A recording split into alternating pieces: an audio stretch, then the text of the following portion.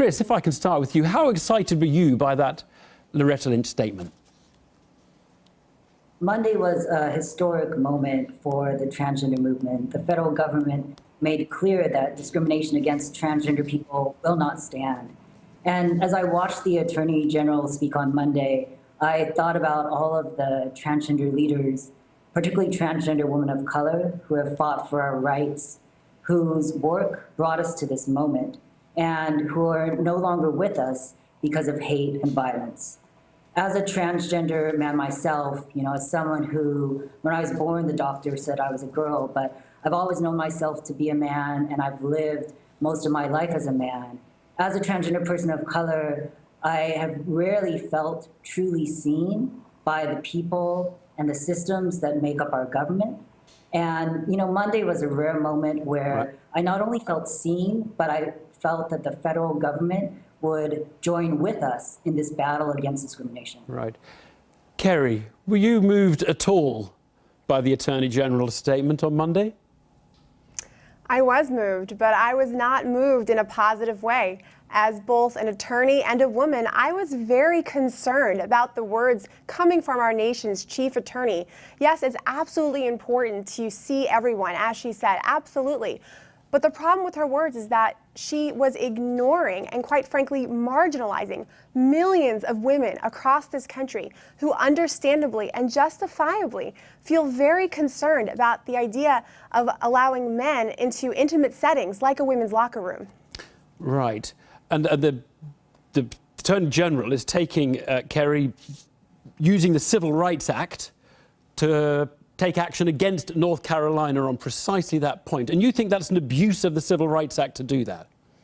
I think it's an absolute abuse of the act for a number of reasons. For starters, the North Carolina privacy law is fully compliant with federal law. The Civil Rights Act protects against discrimination on the basis of sex, and sex means biological sex. Courts across the United States have uniformly said that that does not include gender identity or how one perceives their gender and sex. The plain meaning of the text says biological sex, the dictionary meaning, the legislative history, the sponsors of the bill said the same. In fact, the sponsors of one of the acts that the Department of Justice is suing under specifically said that this means that facilities can still maintain sex-specific facilities. And the other thing I'd like to point out is there is a real irony here. These laws, the Civil Rights Act and protecting against sex discrimination in the 60s and 70s came as a result of combating sex discrimination against women. Women weren't getting a fair shake in employment and in housing.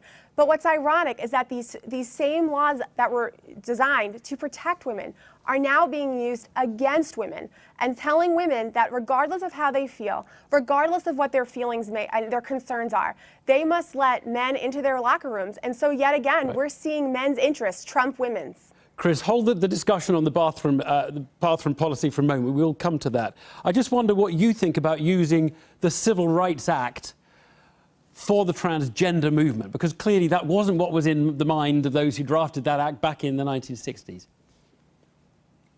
I mean, it's very straightforward. Transgender people are protected from discrimination under sex discrimination law. We are protected from discrimination in employment under Title VII. Transgender students are protected from discrimination under Title IX. And, in 2012, in fact, the Transgender Law Center won the case that made very clear that transgender people are protected from employment discrimination under our civil rights law. What the Attorney General did is simply reaffirm existing law. Right. Let me just ask you, Kerri, I mean, you can't see Chris, he's in that other studio, but what is your problem with Chris going into a men's bathroom? Because I think most people looking at Chris would say it would be a bit odd. It wouldn't be common sense for him to come into a women's bathroom, which is what the North Carolina forces him to do. But the North Carolina forces people to do is undress in the presence of those of the opposite biological sex. And this is a fundamental right to privacy. I mean, everyone deserves a right to privacy. I think we can agree to that. And what this law does is strip that right of privacy from women, from children, from men who understandably and justifiably feel concerned about the idea of undressing in front of a biological man. And I think it's really not what about Chris wants or what I want, but what's best for the millions of people across this country who have concerns. And those concerns should be recognized. Okay. These people shouldn't be slandered or Chris, attacked, but they should be recognized and addressed as valid. Chris, do you want to answer that point? As a transgender person myself, safety and privacy are important issues. The reality is transgender people face disproportionate rates of violence and harassment. The reality is that there are already laws in place in North Carolina, as is true across the country, to protect women, children, anyone from facing harm in bathrooms. The reality of the North Carolina law is that it actually opens the door for harassment, not just against transgender people, but against anyone who looks a little different, against anyone who doesn't meet kind of stereotypes of what a man or a woman should look like. Just a quick one. Kerri, do you accept transgender people as equal and deserve full protection against discrimination at work, at college, in housing, and all these different areas? Discrimination and bullying should never be tolerated. But that's not what we're talking about. We're talking about a fundamental common sense right to bodily privacy. We're talking about millions of American women, girls, boys who understandably don't feel comfortable getting undressed in the presence of a biological sex. Kerri, was it really a problem in North Carolina before they passed the bill? Were millions of men and women around America saying, oh my goodness, my life is ruined because my right to bodily privacy is being undermined by transgender people using my bathroom?